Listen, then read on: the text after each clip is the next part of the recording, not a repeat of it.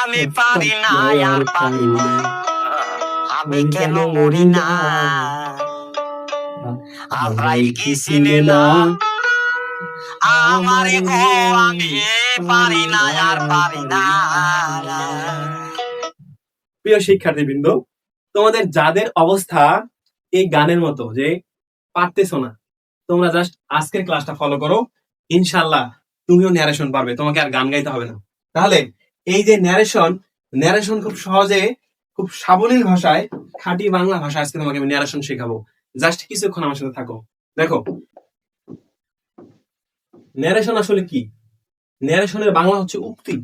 আমরা দৈনন্দিন জীবনে যে কথাগুলো বলি সবগুলোই এক একটা ন্যারেশন, সবগুলো কি আমাদের উক্তি। এখন ন্যারেশন কত প্রকার? ন্যারেশন হচ্ছে দুই প্রকার, একটা হচ্ছে ডিরেক্ট ন্যারেশন আর একটা হচ্ছে ইনডিরেক্ট ন্যারেশন। ডিরেক্ট ন্যারেশনের বাংলা হচ্ছে কি প্রত্যক্ষ উক্তি, আর ইনডিরেক্ট ন্যারেশনের বাংলা হচ্ছে কি পরোক্ষ উক্তি। তাহলে একটা হচ্ছে কি প্রত্যক্ষ উক্তি আর একটা হচ্ছে পরোক্ষ উক্তি। তাহলে প্রত্যক্ষ উক্তি কোনটা আর পরোক্ষ উক্তি কোনটা আমি জাস্ট একটু বলতেছি। দেখো, স্বাভাবিকভাবে বললাম, ধরো আমি আজকে ঢাকা যাবো, তাহলে কে এখানে আমি আজকে ঢাকা যাবো, আমি আমার কথাই বলতেছি। কিন্তু সংবাদপত্রে যারা উপস্থাপক হিসেবে দায়িত্ব পালন করে বলে যে আজ বিকাল 3 ঘটিকার সময় সিলেটে একটি ভয়াবহ ঘূর্ণিঝড়ের আশঙ্কার কথা জানিয়েছেন আবহাওয়া অধিদপ্তর। এই যে কথাগুলো বললো, উনি কিন্তু ডিরেক্ট আবহাওয়া অধিদপ্তরের কথা বললো, ওনার নিজের কথা বলেনি। সো যখন নিজের কথা বলবে সেটা ডিরেক্ট, যখন অন্যের কথা বলবে সেটা ইনডিরেক্ট। এখন তোমাদের পরীক্ষায় ন্যারেশনটা যেভাবে মূলত আসে, ন্যারেশনটা আসে মূলত তোমাদের যেভাবে ন্যারেশন দেওয়া থাকে তার বিপরীতে তোমাকে কি করতে হয়? ডিরেক্ট থাকলে ইনডিরেক্ট করতে হয় এবং ইনডিরেক্ট থাকলে ডিরেক্ট করতে হয়। তাহলে পরীক্ষা এভাবে আসে, ধরো হি said to me I am going to school। তাহলে হি said to me I am going to school। এখানে তোমাকে যে জিনিসটা মনে রাখতে হবে, দেখো এই যে এখানে কমা দ্বারা কিন্তু দুটাকে আলাদা করা রয়েছে। এই পাশে দেখো একটা সাবজেক্ট আছে, একটা ভার্ব আছে। এই যে সাবজেক্ট ভার্ব, এটাকে আমরা বলবো রিপোর্টিং ভার্ব। Reporting verb. এবং এই যে কথাটা আছে, এই কথাটাকে বলবো আমরা রিপোর্টেড স্পিচ। Reported speech. তাহলে একটা হচ্ছে রিপোর্টিং ভার্ব, একটা হচ্ছে রিপোর্টেড স্পিচ। এখন এই রিপোর্টিং ভার্বের মধ্যে যদি পাস্ট চেঞ্জ থাকে তাহলে এটাকে পরিবর্তন করার নিয়ম এক ধরনের, আর যদি প্রেজেন্ট টেন্স থাকে অথবা ফিউচার টেন্স থাকে তাহলে পরিবর্তন করার নিয়ম আরেক ধরনের। আজকে আমি তোমাদের পাস্ট দিয়ে শেখাবো এবং কিভাবে, যেটা সচরাচর আসে প্রেজেন্ট দিয়ে এবং ফিউচার দিয়ে খুব কম পরিমাণে আসে। সো যেটা সচরাচর আসে সেভাবে আমি তোমাদের শেখাবো। দেখো, আচ্ছা, ন্যারেশন যদি তুমি করতে চাও, সহজভাবে ন্যারেশন বুঝতে গেলে তোমাকে যে বিষয়গুলো সম্পর্কে সম্যক একটা ধারণা রাখতে হবে। নাম্বার 1 হচ্ছে টেন্স। টেন্স সম্পর্কে যদি ধারণা না থাকে তাহলে তুমি কোনোভাবে ন্যারেশন করতে পারবে না। এর বলছে সেন্টেন্স সম্পর্কে ধারণা থাকতে হবে, পারসন সম্পর্কে ধারণা থাকতে হবে এবং কিছু ওয়ার্ড সম্পর্কে তোমার ধারণা থাকতে হবে। যে বিষয়গুলো নিয়ে আমি পর্যায়ক্রমে আলোচনা করব, জাস্ট সাথেই থাকো। আচ্ছা, আমরা বলছি রিপোর্টিং ভার্বের মধ্যে যদি পাস্ট টেন্স থাকে তাহলে রিপোর্টেড স্পিচের যে টেন্সটা থাকে সেই টেন্সটাকে পরিবর্তন করতে হয়। কখন? যখন তুমি ডিরেক্ট থেকে ইনডিরেক্ট ন্যারেশনে পরিণত করবে। তাহলে এই যে ডিরেক্ট থেকে ইনডিরেক্ট ন্যারেশন করার সময় টেন্সের কিছু পরিবর্তন হয়, এই পরিবর্তনগুলো তোমাকে মাথায় রাখতে হবে। কি পরিবর্তন হয়? যদি ডিরেক্ট ন্যারেশনে প্রেজেন্ট ইনডিফিনিট টেন্স থাকে তাহলে ইনডিরেক্টে গিয়ে সেটা পাস্ট ইনডিফিনিট টেন্স হয়ে যায়। যদি প্রেজেন্ট কন্টিনিউয়াস থাকে তাহলে পাস্ট কন্টিনিউয়াস হয়ে যায়। প্রেজেন্ট পারফেক্ট থাকলে পাস্ট পারফেক্ট হয়ে যায়। প্রেজেন্ট পারফেক্ট কন্টিনিউয়াস থাকলে পাস্ট পারফেক্ট কন্টিনিউয়াস হয়ে যায়। পাস্ট ইনডিফিনিট থাকলে পাস্ট পারফেক্ট, পাস্ট কন্টিনিউয়াস থাকলে পাস্ট পারফেক্ট কন্টিনিউয়াস। দেখো এখানে প্রথম 4টি টেন্সের খুব সুন্দর মিল রয়েছে।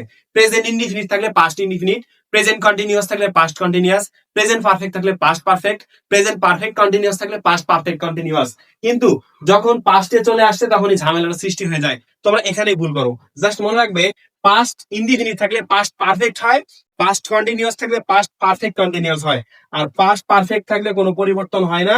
পাস্ট পারফেক্ট কন্টিনিউয়াস থাকলেও টেন্সের কোনো পরিবর্তন হয় না। আচ্ছা, এরপর দেখো আমরা বলছি যে ন্যারেশন করার সময় টেন্সের পাশাপাশি তোমাকে কি মনে রাখতে হবে, সেন্টেন্স সম্পর্কে একটা সুন্দর ধারণা রাখতে হবে। সো সেন্টেন্স মূলত দুই প্রকার। সেন্টেন্স কত প্রকার? সেন্টেন্স হচ্ছে দুই প্রকার। আচ্ছা, সেন্টেন্স হচ্ছে দুই প্রকার। একটা হচ্ছে গঠন ভেদে সেন্টেন্স, আর একটা হচ্ছে অর্থভেদে সেন্টেন্স। গঠন ভেদে সেন্টেন্স হচ্ছে তিন প্রকার, সিম্পল, কমপ্লেক্স, কম্পাউন্ড, সেখানে আমরা যাচ্ছি না। যেটা অর্থভেদে সেন্টেন্স পাঁচ ধরনের, অর্থাৎ অ্যাসার্টিভ, ইন্টারোগেটিভ, ইম্পারেটিভ, অবজেক্টিভ এবং এক্সক্লামেটরি। আশা করি অলরেডি তোমাদের এই বিষয়ে সুন্দর একটি ধারণা রয়েছে। তারপরেও আমি জাস্ট তোমাদের একটু মনে করিয়ে দেওয়ার চেষ্টা করছি। দেখো, অ্যাসার্টিভ সেন্টেন্স মানে হচ্ছে বিবৃতি বা বর্ণনামূলক বাক্য। যখন কোনো বাক্যের মাধ্যমে সাধারণ কিছু বলা হয় সেটা হচ্ছে অ্যাসার্টিভ সেন্টেন্স। এরপর হচ্ছে ইন্টারোগেটিভ সেন্টেন্স। আমরা কাকে বলবো? ইন্টারোগেটিভ সেন্টেন্স হচ্ছে প্রশ্নবোধক বাক্য। যখন আমরা কোনো বিষয়ে প্রশ্ন করি, সেই প্রশ্নটা যখন কোনো কিছুর মাধ্যমে করা হয় তখন সেটা প্রশ্নবোধক বাক্য। যেমন আমরা প্রশ্নবোধক বাক্য দুই ভাবে করতে পারি, একটা হচ্ছে WH দ্বারা অথবা হচ্ছে কি অক্সিলারি ভার্ব দ্বারা। কিভাবে WH দ্বারা? যেমন আমি যদি বলি হোয়াট ডু ইউ ওয়ান্ট, তুমি কি চাও, এই যে WH কোশ্চেন দ্বারা কি করলাম? প্রশ্ন করলাম। এছাড়াও আরো একভাবে প্রশ্ন করা যায়, সেটা হচ্ছে কি অক্সিলারি ভার্বের মাধ্যমে প্রশ্ন করা যায়। কিভাবে? আমি বললাম ডিড ইউ নো মি, এই যে ডিড দ্বারা প্রশ্ন করলাম, ডিড কি একটা অক্সিলারি ভার্ব। তাহলে আমরা এখান থেকে জানলাম কি যে কোশ্চেন দুই ভাবে করা যায়, একটা হচ্ছে WH দ্বারা করা যায় আর একটা হচ্ছে অক্সিলারি ভার্ব দ্বারা করা যায়। এরপরে দেখো ইম্পারেটিভ সেন্টেন্স আমরা কাকে বলবো? ইম্পারেটিভ সেন্টেন্স হচ্ছে অনুজ্ঞা সূচক বাক্য। অনুজ্ঞা সূচক বাক্য কি? যে বাক্যের মাধ্যমে কি হয় আদেশ, উপদেশ, অনুরোধ, নিষেধ ইত্যাদি বোঝায়, সেটা হচ্ছে ইম্পারেটিভ সেন্টেন্স, যার বাংলা হচ্ছে কি অনুজ্ঞা সূচক বাক্য। এরপর চলে আসো অপটেটিভ সেন্টেন্স। অপটেটিভ সেন্টেন্সের বাংলা হচ্ছে প্রার্থনা বা ইচ্ছা সূচক বাক্য। অর্থাৎ যে বাক্য বা সেন্টেন্স দ্বারা কি হয় প্রার্থনা, শুভকামনা, ইচ্ছা প্রকাশ করা হয়, সেটা হচ্ছে কি অপটেটিভ সেন্টেন্স। এরপর চলে আসো এক্সক্লামেটরি সেন্টেন্স। এক্সক্লামেটরি সেন্টেন্স দ্বারা কি বোঝায়? বিস্ময়, আনন্দ, দুঃখ ইত্যাদি। এগুলো কি বিস্ময় সূচক বাক্য। এগুলো হচ্ছে মানুষের মনের আনন্দ, দুঃখ ইত্যাদিকে বোঝায়। সো তোমাকে এই যে পাঁচ প্রকার যে সেন্টেন্স আছে, ন্যারেশন করতে গেলে এই পাঁচ প্রকার সেন্টেন্স সম্পর্কে অনেক ভালো ধারণা রাখতে হবে। কারণ তুমি যদি সেন্টেন্স চিনতে না পারো, সেক্ষেত্রে তুমি ডিরেক্ট থেকে ইনডিরেক্ট ন্যারেশনে পরিণত করতে পারবা না। তাহলে দেখো, এই যে অ্যাসার্টিভ সেন্টেন্স আমি চিনবো কিভাবে, ইন্টারোগেটিভ চিনবো কিভাবে, ইম্পারেটিভ কিভাবে চিনবো, জাস্ট আমি একটু বলতেছি। দেখো, অ্যাসার্টিভ সেন্টেন্স সাধারণ বর্ণনা বা বিবৃতিমূলক বাক্য। এর শেষে সাধারণত কি থাকে? ফুল স্টপ থাকে, এবং এটা সাধারণ একটা বর্ণনা দিয়ে থাকে। এরপর ইন্টারোগেটিভ সেন্টেন্স খুব সহজে বোঝা যায়, একটা কোশ্চেন মার্ক থাকে। এই যে কোশ্চেন মার্ক দেখে তুমি কি আইডেন্টিফাই করতে পারো যে এটা হচ্ছে ইন্টারোগেটিভ সেন্টেন্স। এরপর হচ্ছে ইম্পারেটিভ সেন্টেন্স মূলত কি দ্বারা শুরু হয়? ভার্ব দ্বারা শুরু হয়। ভার্ব দ্বারা শুরু হয় এবং শেষে কি থাকে? ফুল স্টপ থাকে। তাহলে ভার্ব দ্বারা শুরু হয় এবং শেষে যদি ফুল স্টপ থাকে তাহলে চোখ বন্ধ করে সেটা ইম্পারেটিভ সেন্টেন্স। এরপর হচ্ছে অবজেক্টিভ সেন্টেন্স কি? প্রার্থনা বা ইচ্ছা সূচক বাক্য। যখন মূলত এরকম থাকে মে অথবা লং থাকে, মে অথবা লং, এই দুটা দিয়ে বেশি আসে। মে লং যখন কোন সেন্টেন্সের শুরু দিয়ে শুরু হয় এবং শেষে যখন ফুল স্টপ থাকে তখন সেটা অবজেক্টিভ সেন্টেন্স। এরপর হচ্ছে এক্সক্লামেটরি সেন্টেন্সে কি থাকে? একটা এক্সক্লামেশন সাইন থাকে, যেটা দেখে সহজেই বোঝা যায় এটা হচ্ছে এক্সক্লামেটরি সেন্টেন্স। সো আশা করি সেন্টেন্স সম্পর্কে তোমাদের একটা সম্যক ধারণা হয়েছে। এরপর দেখো, সেন্টেন্স অনুযায়ী তোমাকে কিছু কাজ করতে হবে। আমরা একটু আগে দেখিয়েছিলাম যে এরকম ছিল সেন্টেন্সটা, যে হি said to me I am going to Dhaka। বলছে হি said to me I am going to Dhaka। তাহলে এই যে I am going to Dhaka, এটা হচ্ছে রিপোর্টেড স্পিচ। এই রিপোর্টেড স্পিচের মধ্যে কোন সেন্টেন্স থাকে, এই অনুসারে রিপোর্টিং ভার্বের said to এর পরিবর্তন হয়। তাহলে কোন সেন্টেন্স থাকলে আমরা said to এর পরিবর্তে কি বসাবো সেটা একটু দেখে নাও। দেখো, যখন অ্যাসার্টিভ সেন্টেন্স থাকবে said to উঠে গিয়ে কি হবে? said হবে, said to হবে অথবা told হবে। এবং দেখো এখানে একটা কমা থাকে, এই কমাটা উঠে গিয়ে কি হবে? দ্যাট হবে। এরপর যখন ইন্টারোগেটিভ সেন্টেন্স থাকবে, অর্থাৎ রিপোর্টেড স্পিচের মধ্যে ইন্টারোগেটিভ সেন্টেন্স থাকবে, তখন কি হবে? এই রিপোর্টিং ভার্বের মধ্যে said to এর জায়গায় কি হবে? asked হবে। এবং এই যে কমাটা উঠে গিয়ে কি হবে? আমরা একটু আগে বলছি যে প্রশ্ন দুই ভাবে হতে পারে, একটা হচ্ছে WH কোশ্চেন দ্বারা, একটা হচ্ছে অক্সিলারি ভার্ব দ্বারা। যদি WH কোশ্চেন দ্বারা শুরু হয় তাহলে তোমরা কি বসাবা? সরাসরি ডাব্লিউএস টা বসিয়ে দিবা। আর যদি ডাব্লিউএস দিয়ে শুরু না হয়, যদি কোনো অক্সিলারি ভার্ব দিয়ে শুরু হয়, তাহলে তুমি কি বসাবা? ইফ বসাবা, যেটা এখানে লেখা আছে। এরপর দেখো ইম্পারেটিভ সেন্টেন্স। ইম্পারেটিভ সেন্টেন্সে এর ক্ষেত্রে কি হয়, যদি রিপোর্টেড স্পিচের মধ্যে ইম্পারেটিভ সেন্টেন্স থাকে, তাহলে এই সেট টু উঠে যাবে। এই সেট টু উঠে গিয়ে কি হবে? যদি আদেশ বোঝায় অর্ডার হবে, যদি অনুরোধ বোঝায় রিকোয়েস্টেড হবে, যদি উপদেশ বোঝায় তাহলে কি হবে? অ্যাডভাইসড হবে। এবং কমাটা উঠে গিয়ে টু হবে যদি সেখানে অর্থাৎ রিপোর্টেড স্পিচের মধ্যে নেগেটিভ কোনো ওয়ার্ড থাকে বা নেগেটিভ কিছু বোঝায়, তাহলে নট টু হবে। ক্লিয়ার? এরপর দেখো অপটেটিভ সেন্টেন্স যদি রিপোর্টেড স্পিচের মধ্যে থাকে, তাহলে এই রিপোর্টিং ভার্বে সেই টু উঠে গিয়ে কি হবে? উইশড হবে অথবা প্রেড হবে, এবং কমাটা উঠে গিয়ে হবে কি? দ্যাট। একইভাবে এক্সক্লামেটরি সেন্টেন্সে সেই টু উঠে গিয়ে কি হবে? যদি আনন্দ বোঝায় তাহলে এক্সক্লেম উইথ জয়, যদি দুঃখ বোঝায় তাহলে এক্সক্লেম উইথ সরো। এবং তুমি দেখতে পাচ্ছো যে এক্সক্লামেটরি সেন্টেন্স বোঝাইছে, বাট আমি বুঝতে পারতেছি না যে কোনটা হবে, সো তুমি এক্সক্লেম দিয়ে আসবা এবং কমা তুলে দিয়ে কি দিবা? দ্যাট দিবা। আশা করি এটা বুঝতে পারছো। এরপর চলে আসো পার্সনের ক্ষেত্রে। আমরা বলছি ন্যারেশন করতে গেলে তোমাকে পার্সন সম্পর্কে একটা ভালো ধারণা রাখতে হবে। পার্সন সম্পর্কে যদি ভালো ধারণা না থাকে, তাহলে কিন্তু তুমি কি করতে পারবে না? ন্যারেশনকে পরিবর্তন করতে পারবো না। তাহলে দেখো এই যে পার্সন হচ্ছে মূলত তিন প্রকার: first person, second person, third person. আমি জাস্ট ন্যারেশনের মাধ্যমে প্রত্যেকটা বিষয় একটু একটু করে আমাকে ধারণা দিতে চাচ্ছি, যার ফলে কি হয় তুমি ন্যারেশনটা খুব সহজে করতে পারো।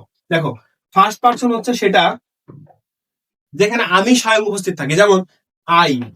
আয়ের মধ্যে কি আমি উপস্থিত আছি না? তাহলে সে কি ফার্স্ট পার্সন। এরপর হচ্ছে উই মানে কি বলতো? আমরা।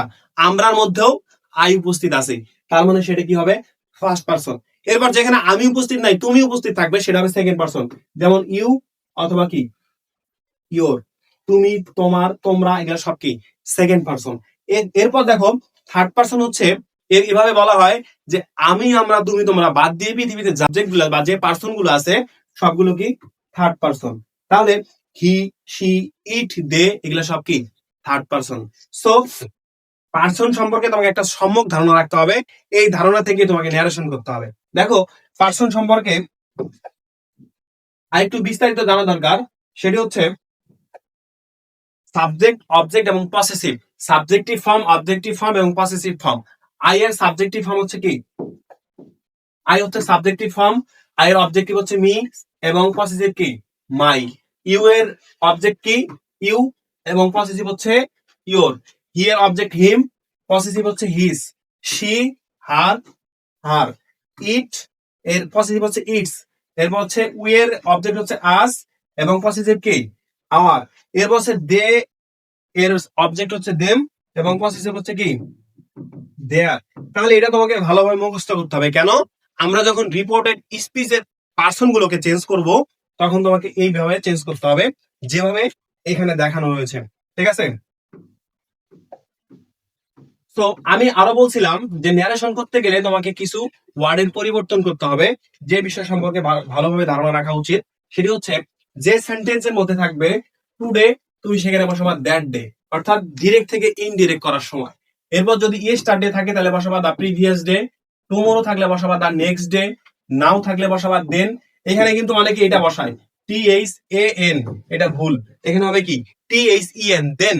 এরপর হচ্ছে কাম থাকলে বসাবা তুমি গো, হেয়ার থাকলে বসাবা দেয়ার, দিস থাকলে দ্যাট, দেশ থাকলে দোজ, উইল থাকলে উড, মাস্ট থাকলে কি বসাবা হ্যাড টু, শ্যাল থাকলে বসাবা শুড, মে থাকলে মাইট, ক্যান থাকলে কুড, এগো থাকলে বিফর। অর্থাৎ এই সেন্টেন্স, এই ওয়ার্ড গুলো সম্পর্কে তোমাকে একটা ভালো ধারণা রাখতে হবে। এই ওয়ার্ডের পরিবর্তে তুমি কি বসাবা? টুডে থাকলে বসাবা দ্যাট ডে। কোথায়? ডিরেক্ট থেকে ইনডিরেক্ট করার সময়। তোমাদের কাজ হচ্ছে আমি যেভাবে বলতেছি প্রত্যেকটা শর্ট তোমাদের খাতায় তুলে রাখা, তাহলে আমি যখন এখন প্র্যাকটিস করাবো তোমাদের জন্য সুবিধা হবে। দেখো আমি প্রত্যেকটা সেন্টেন্স থেকে একটা করে উদাহরণ নিয়ে তোমাদের প্র্যাকটিস করাচ্ছি, জাস্ট একটু মনোযোগ দিয়ে দেখো। আমি প্রথমে লিখলাম হি সেড টু মি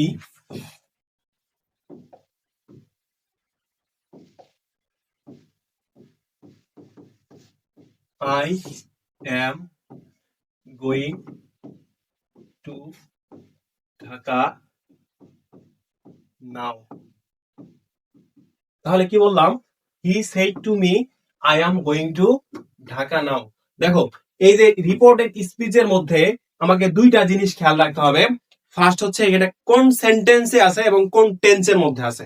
তাহলে দেখো, I am going to Dhaka now, আমি এখন ঢাকা যাচ্ছি, স্বাভাবিক একটা বিবৃতি বা বর্ণনামূলক বাক্য, অর্থাৎ অ্যাসার্টিভ সেন্টেন্স। তাহলে অ্যাসার্টিভ সেন্টেন্সে সেড টু এর পরিবর্তন হবে। সেড টু এর পরিবর্তে তুমি সেড টু বসাতে পারো, সেড বসাতে পারো, অথবা টোল্ড বসাতে পারো। তাহলে আমি বসাইলাম ই সেড টু মি, কমা তুলে দিয়ে কি দিব, দ্যাট, যেটা আমরা একটু আগে ছকের মধ্যে দেখে আসছি। এরপর দেখো, আমি যে জিনিসটা তোমাকে এতক্ষণ বললাম যা সেই জিনিসগুলোর প্রয়োগ করতেছি। দেখো এখানে সাবজেক্ট আছে কি, আই। যদি ফার্স্ট পারসন থাকে তাহলে এই যে রিপোর্টিং ভার্বের প্রথমে যে থাকবে সে হচ্ছে ফার্স্ট ম্যান, আর যে শুনতেছে সে হচ্ছে সেকেন্ড ম্যান। আমরা এইভাবে ধরবো, এ হচ্ছে ফার্স্ট, এ হচ্ছে সেকেন্ড। তাহলে এই রিপোর্টেড স্পিচের মধ্যে যদি ফার্স্ট পারসন থাকে তাহলে ফার্স্ট ম্যানকে ফলো করবে, সেকেন্ড পারসন থাকলে সেকেন্ড ম্যানকে ফলো করবে, থার্ড পারসন যদি থাকে তাহলে কোনো পরিবর্তন হবে না। থার্ড পারসন থাকলে থার্ড পারসনই বসাই দিয়ে আসবা। তাহলে দেখো, he said to me that, I হচ্ছে ফার্স্ট পারসন, ফার্স্ট ম্যান কি আছে, হি। আচ্ছা, আই কি সাবজেক্টিভ ফর্ম, অবজেক্টিভ ফর্ম নাকি পসেসিভ ফর্ম বলতো? আই হচ্ছে সাবজেক্টিভ ফর্ম। তাহলে সাবজেক্টিভ ফর্ম হলে আই যদি হি কে ফলো করে তাহলে হি এর সাবজেক্টিভ ফর্ম কি বসাবো আমি, হি। এখন এম গোয়িং টু ঢাকা নাও, এটা কোন টেন্স বলতো? এম ইজ আর এর সাথে আইএনজি থাকে প্রেজেন্ট কন্টিনিউয়াস টেন্সে। সো প্রেজেন্ট কন্টিনিউয়াস টেন্স হলে আমরা এর আগে শিখে আসছি, প্রেজেন্ট কন্টিনিউয়াস টেন্স হলে ডিরেক্ট থেকে ইনডিরেক্ট করার সময় পাস্ট কন্টিনিউয়াস টেন্সে নিয়ে আসতে হয়।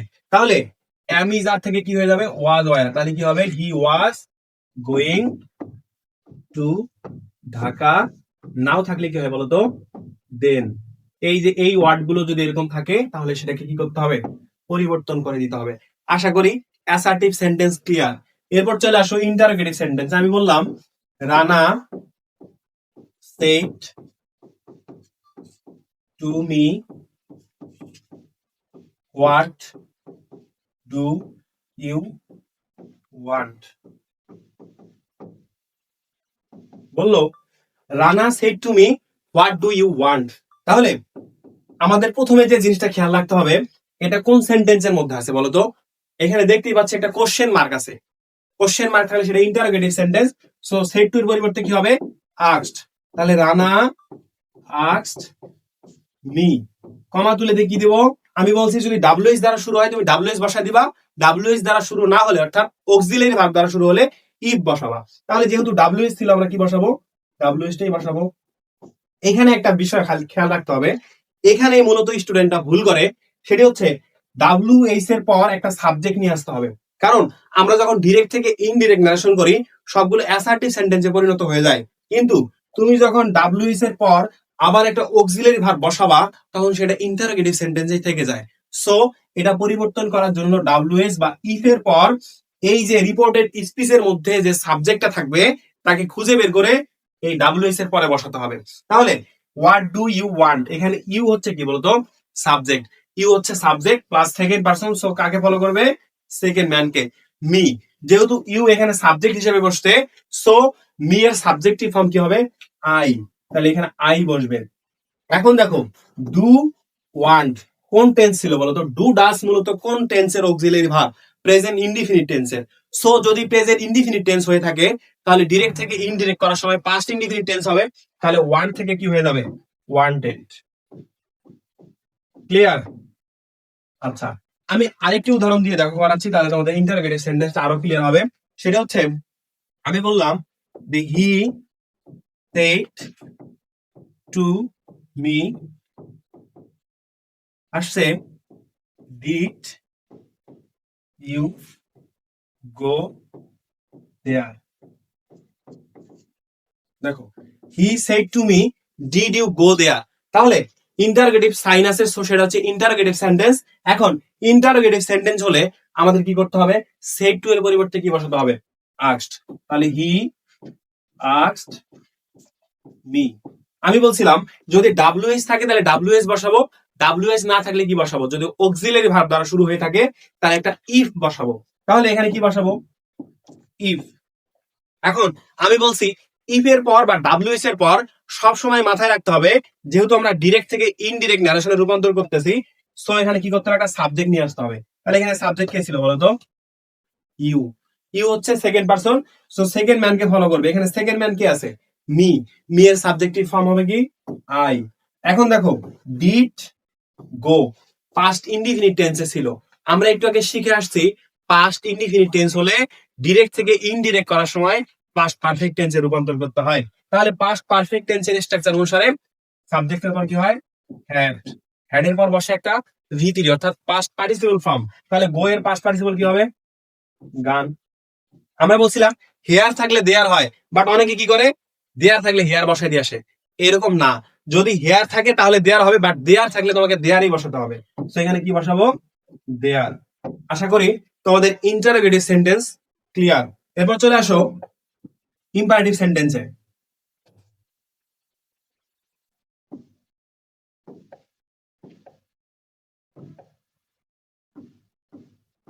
আচ্ছা, ইম্পারেটিভ সেন্টেন্স আসে এরকম যে he said to me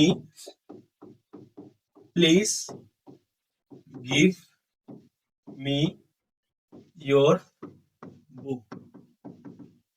please give me your book. দেখো please give me your book, দয়া করে তোমার বইটি আমাকে দাও। তাহলে এই দেখো এখানে আমরা বুঝতে পারতেছি এটা হচ্ছে ইম্পারেটিভ সেন্টেন্স। তাহলে ইম্পারেটিভ সেন্টেন্সের ক্ষেত্রে রিপোর্টিং ভার্বের মধ্যে সেই টুর পরিবর্তে কি হবে? যদি অনুরোধ বোঝায় রিকোয়েস্টেড হবে, যদি উপদেশ বোঝায় অ্যাডভাইসড হবে। তাহলে আমরা দেখতে পাচ্ছি এখানে কি বলছে? প্লিজ গিভ মি ইয়োর বুক, তাহলে অবশ্যই অনুরোধ করছে। সো আমরা কি বলবো? He requested me. এরপর কমা তুলে দিয়ে কি দিব? টু দিব। এখন দেখো এই যে প্লিজ থাকার কারণে আমরা কি নিলাম? রিকোয়েস্টেড নিলাম। এরপর হচ্ছে আমরা কমা তুলে দিয়ে টু দিলাম। এরপর হচ্ছে একটা ভার্ব হবে। ভার্ব কি আছে এখানে? গিভ। তাহলে কি বসাবো? গিভ। এরপর দেখো মি কোন পারসন? মি হচ্ছে ফার্স্ট পারসন। আমরা বলছি ফার্স্ট পারসন হলে ফার্স্ট ম্যান কে ফলো করবে। এখানে ফার্স্ট ম্যান কে ছিল? হি। এখন মি কোন ফর্মে আছে বলতো? সাবজেক্টিভ, অবজেক্টিভ নাকি পসেসিভ? মি হচ্ছে কি অবজেক্টিভ ফর্মে আছে। তাহলে হি এর অবজেক্ট কি হবে বলতো? হিম। ক্লিয়ার? এরপর দেখো ইওর কোন ফর্মে আছে বলো? ইওর হচ্ছে পসেসিভ ফর্মে আছে এবং ইওর কোন person? First person, second person নাকি থার্ড পারসন? Second person. তাহলে সেকেন্ড পারসন থাকলে আমরা বলছি সেকেন্ড ম্যান যে থাকবে তাকে ফলো করবে। তাহলে মি, মি এর পসেসিভ কি বলতো? মাই। এরপর বুক। ক্লিয়ার? আচ্ছা আমি একটা নেগেটিভ দিয়ে করাচ্ছি। দেখো এরকম আসতে Rana said to me do not run in the sun। বলছে do not run in the sun. কে বলছে? Rana said to me. দেখো do not run in the sun মানে কি? রোদের মধ্যে দৌড়ায় না। তাহলে রানা অবশ্যই আমাকে কি করছে? অ্যাডভাইস করছে। তাহলে রানা অ্যাডভাইসড মি। আমরা বলছিলাম যদি রিপোর্টেড স্পিচের মধ্যে নেগেটিভ থাকে তাহলে কি বসাবো? Not to. তাহলে not to run in the sun. আশা করি ক্লিয়ার হয়েছে। এরপর দেখো আমরা চলে যাব অবজেক্টিভ সেন্টেন্সের মধ্যে।